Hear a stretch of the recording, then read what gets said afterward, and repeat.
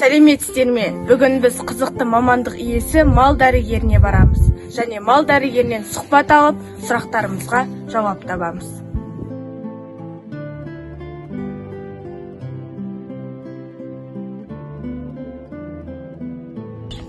Менің есімім Алмас Көшербаев, Келінжайұлы. Жұмыс өтілім 20 жылға жуықтап қалды.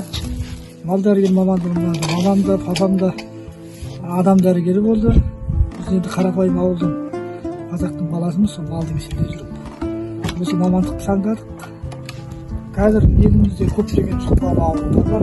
Бруцеллез, аусыл, сібір жарасы деген аурулар бар.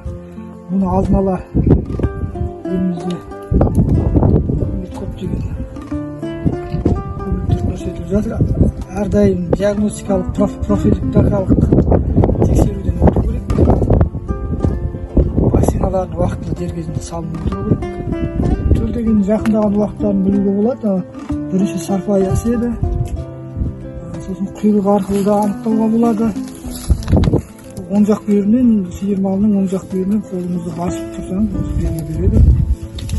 Малдың денсаулығын, малдың жататын жері таза, жылы болу керек.